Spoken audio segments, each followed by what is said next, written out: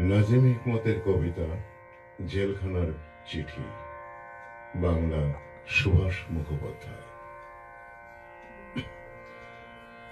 প্রিয়তম আমার,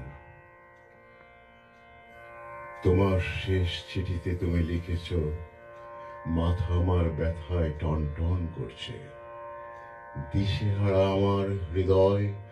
তুমি লিখেছ, যদি ওরা তোমাকে ফাঁসি দেয় আমি বাঁচব না। তুমি বেঁচে থাকবে প্রিয়তমা বধূ আমার, আমার স্মৃতি কালো ধোঁয়ার মতো হাওয়ায় মিলিয়ে যাবে। তুমি বেঁচে থাকবে আমার হৃদয়ে।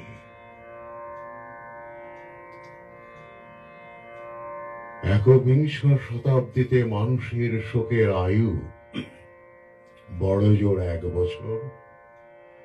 মৃত্যু দড়ির এক প্রান্তে দোদুল্যমান সব দেহ, আমার কাম্য নয় সেই মৃত্যু। প্রিয়তম আমার, তুমি যেন জল্লাদের লোমশ হাত যদি আমার গলায় ফাঁসির দড়ি পড়ায়, নাজিমের নীল চোখে ওরা বৃথাই খুঁজে ফিরবে ভয়। অন্তিম সারস্ফুট আলোয় আমি দেখব আমার বন্ধুদের, তোমাকে দেখব, আমার সঙ্গে কবরে যাবে আমার এক অসমাপ্ত গানের বেদনা। বধূ আমার, কেন তোমাকে লিখতে গেলাম ওরা আমাকে ফাঁসি দিতে চায়। বিচার সবে মাত্র শুরু হয়েছে, আর মানুষের মুন্ডুটা তো বটার ফুল নয় যে ইচ্ছে করলেই ছেড়ে নেবে। নতজানু হয়েছে আছি মাটির দিকে, নক্ষত্রের মতো নীল অগ্নিকুণ্ডের মতো তুমি জ্বালাময়ী। প্রিয়তম আমার, আমি তোমাকে ভালোবাসি। মাটিতে পিঠ রেখে আমি দেখি আকাশকে, তুমি আকাশ, তুমি মধুমাস, তোমাকে দেখছি প্রিয়তমা। রাত্রির অন্ধকারে গ্রাম দেশে শুকনো পাতায় আমি জ্বালিয়েছিলাম আগুন, আমি স্পর্শ করছি সেই আগুন। আমি আছি মানুষের মাঝখানে, ভালোবাসি মানুষকে, ভালোবাসি আন্দোলন, ভালোবাসি চিন্তা করতে, আমার সংগ্রামকে আমি ভালোবাসি। আমার সংগ্রামের অন্তঃস্থলে মানুষের আসনে তুমি আসীন। প্রিয়তম আমার, আমি তোমাকে ভালোবাসি। রাত এখন 9টা, ঘন্টা বেজে গেছে ঘুমটিতে। ছেলের দরজা তালা বন্ধ হবে এখনই।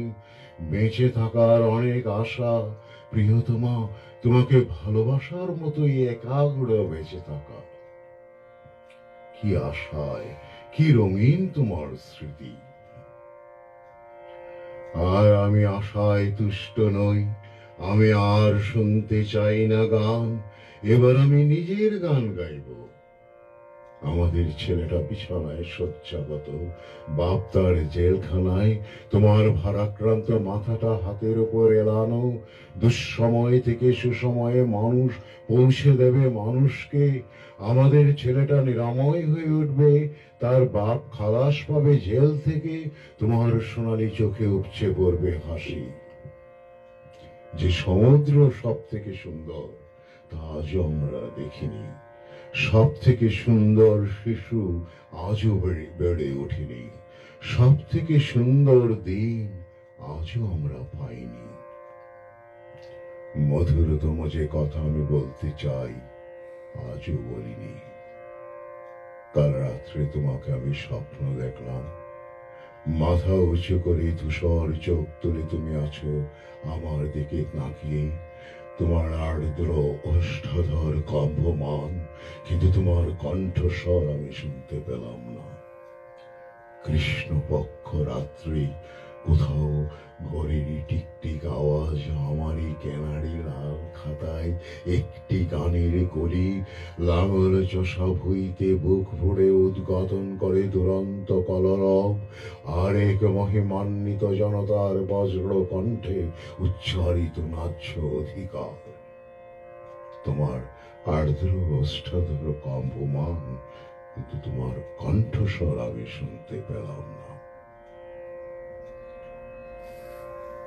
আমি জেলে যাওয়ার পর আগের চেয়ে অনেক উজ্জ্বল হয়েছে দিন, তাই তারা তাদের ভারী হাতের ভর দিয়ে ফুটপাতের কিনারে অন্ধকারে অর্ধেক উঠে দাঁড়িয়েছে। আমি জেলে যাওয়ার পর সূর্যকে 10 বার প্রদক্ষিণ করেছে পৃথিবী, আর আমি বারংবার সেই একই কথা বলছি। জেলখানায় কাটানো 10টা বছরে যা লিখেছি সব তাদেরই জন্যে যারা মাটির পিঁপড়ের মতো, সমুদ্রের মাছের মতো, আকাশের পাখির মতো অগণিত, যারা বীর, যারা ভীরু, যারা নিরক্ষর, যারা শিক্ষিত, যারা শিশুর মতো সরল, যারা ধ্বংস করে, যারা সৃষ্টি করে, কেবল তাদেরই জীবন বৃত্তান্ত মুখর আমার গানে। আর যা কিছু ধরো, আমার জেলের 10টা বছর শুধুমাত্র কথার কথা।